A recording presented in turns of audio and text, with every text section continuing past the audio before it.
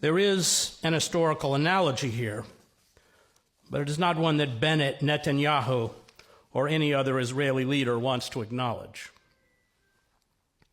When those who are occupied refuse to submit, when they continue to resist, we drop all pretense of our civilizing mission and unleash, as in Gaza, an orgy of slaughter and destruction.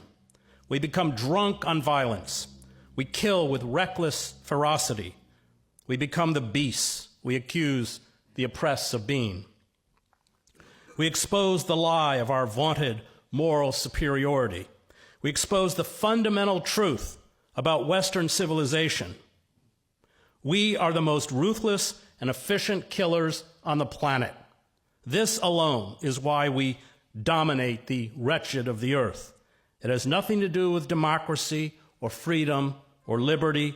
These are rights we never intend to grant to the oppressed. Honor, justice, compassion, and freedom are ideas that have no converts, Joseph Conrad reminds us.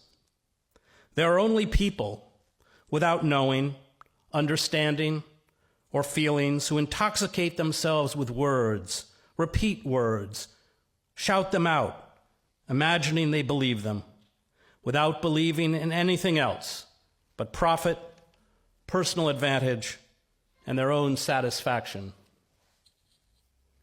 Genocide lies at the core of Western imperialism. It is not unique to Israel. It is not unique to the Nazis. It is the building block of Western domination. The humanitarian interventionists who insist we should bomb and occupy other nations because we embody goodness, although they promote military intervention only when it is perceived to be in our national interest, are the useful idiots of the war machine and global imperialists. They live in an Alice in Wonderland fairy tale where the rivers of blood we spawn make the world a happier and better place. They are the smiley faces of genocide. You can watch them on your screens. You can listen to them spout their pseudo-morality in the White House and in Congress. They are always wrong, and they never go away.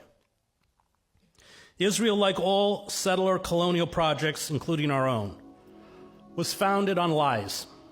The lie that Palestinian land was unoccupied. The lie that 750,000 Palestinians fled their homes and villages during the ethnic cleansing by Zionist militias in 1948 because they were told to do so by their leaders. The lie that it was Arab armies that started the 1948 war, that saw Israel seize 78% of historic Palestine. The lie that Israel faced annihilation in 1967, forcing it to invade and occupy the remaining 22% of Palestine as well as land belonging to Egypt and Syria. Israel is sustained by lies. The lie that Israel wants a just and equitable peace and will support an independent Palestinian state. The lie that Israel is the only democracy in the Middle East. The lie that Israel is an outpost of Western civilization in a sea of barbarism. The lie that Israel respects the rule of law and human rights. The brazenness of Israeli lies stunned those of us who reported from Gaza. It did not matter if we had seen the Israeli attack, including the shooting of unarmed Palestinians. It did not matter how many witnesses we interviewed. It did not matter what photographic and forensic evidence we obtained. Israel lied. Small lies, big lies, huge lies. These lies came reflexively and instantly from the Israeli military, Israeli politicians, and Israeli media. They were amplified by Israel's well-oiled propaganda machine and repeated with a cloying sincerity on international news outlets. Israel engages in the kinds of jaw-dropping lies that characterize despotic regimes. It does not deform the truth. It inverts it. It paints a picture that is diametrically opposed to reality. Those of us who have covered the occupied territories have run into Israel's Alice in Wonderland narratives, which we dutifully insert into our stories, required under the rules of American journalism, although we know they are untrue. Israel has invented an Orwellian lexicon. Children killed by Israelis become children caught in the crossfire. The bombing of residential districts with dozens of dead and wounded becomes a surgical strike on a bomb-making factory. The destruction of Palestinian homes becomes the demolition of the homes of terrorists.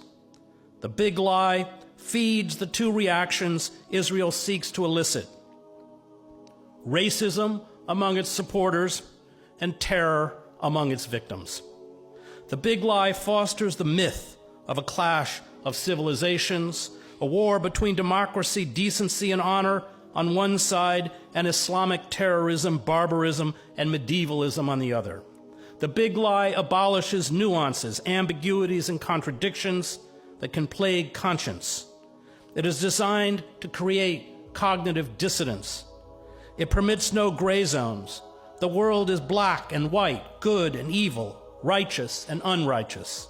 The big lie allows believers to take comfort, a comfort they are desperately seeking, in their own moral superiority. It feeds what Edward Bernays called the logic-proof compartment of dogmatic adherence.